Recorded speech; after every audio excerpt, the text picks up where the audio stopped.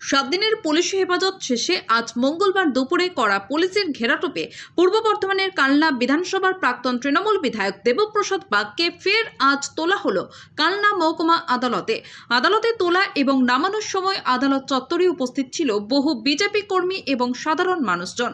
দেবপ্রসাদ বাগকে কালনা আদালতে তোলার সময় তাকে ঘিরে চোর চোর স্লোগান দিতে থাকে সেখানে উপস্থিত জনতা।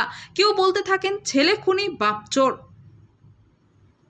কমল বড়ার রিপোর্ট, MBS নিউজ।